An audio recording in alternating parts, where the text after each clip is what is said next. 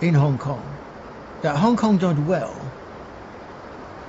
in the period before 1997 because it was smart, because it was clever, because it was free, because it could get on with it, because it was with the British and so on. Now, I think that for the great part, this is a serious misinterpretation of history.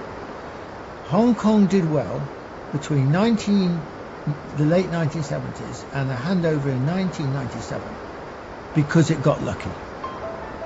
What do I mean by that? It got lucky because China in 1978 started to open up bit by bit, step by step.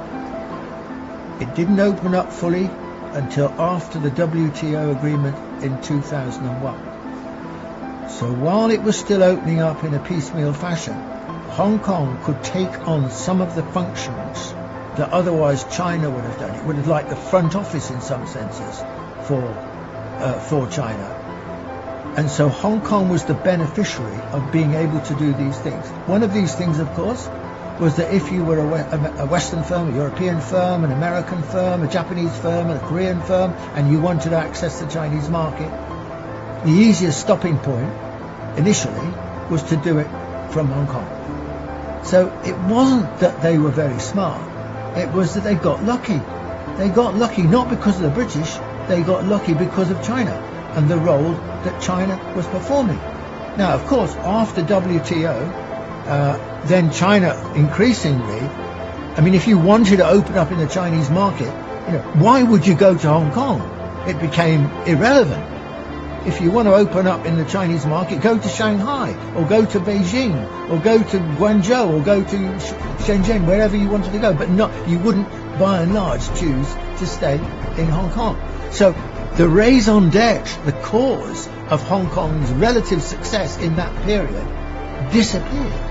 And Hong Kong had to find a new role in the period after 1997. So it wasn't China's fault that this happened. This was a change of circumstances in the relationship between China and Hong Kong. Now, another reason that the period since 1997 has been criticised, particularly by the British, say the former governor of Hong Kong, Chris Patten, would say, China's not being true to democracy and so on. Now, this, in my view, this is British hypocrisy. Britain ran Hong Kong for 155 years. And I'll tell you something, there was never a semblance of democracy. Did they ever introduce universal suffrage? Did they ever talk about universal suffrage?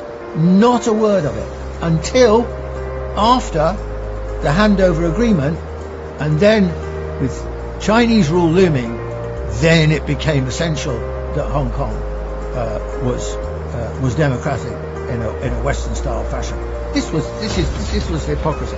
How should Hong Kong try and proceed now? Now, I think a word of criticism here of the Chinese government and its handling of Hong Kong.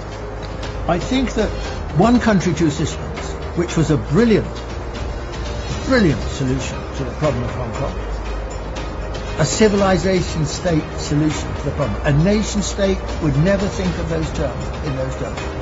But what is one country, two systems? How do you create the balance between the two? The project in the longer run is clearly to create a more unified country.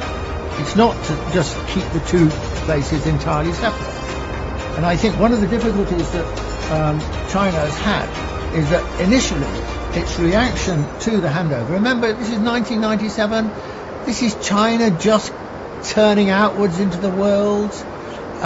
There was a lot of publicity questioning about how China will conduct itself as the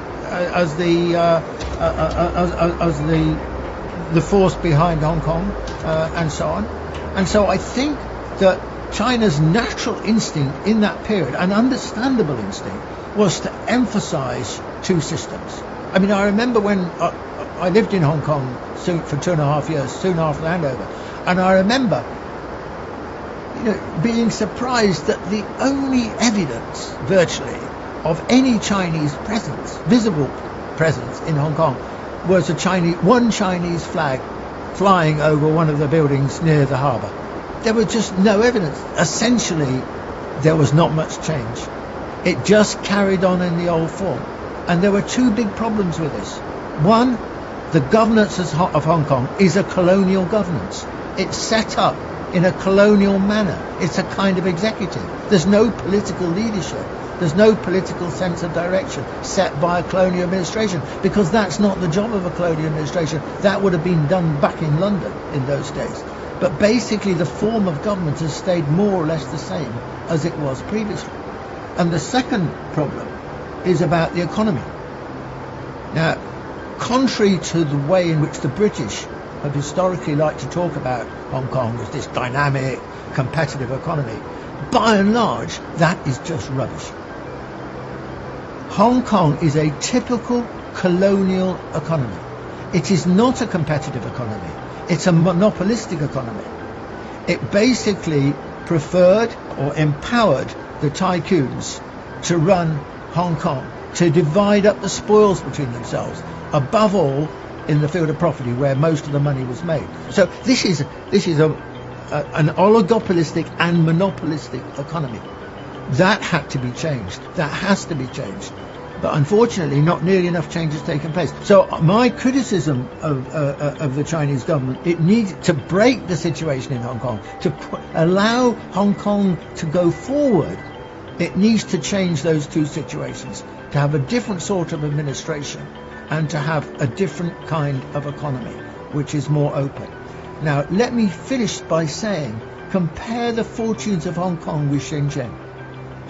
Deng Xiaoping deliberately suggested the idea of Shenzhen just over the border, a little fishing port, so it was close to Hong Kong and could model itself and learn some of Hong Kong's lessons. Now compare the situation of Hong Kong today with where Shenzhen today. Shenzhen has made absolutely electrifying progress. It is the technological centre probably of China. It is the second only to Silicon Valley in its technical competence and innovation. And Hong Kong? There's nothing like that in Hong Kong.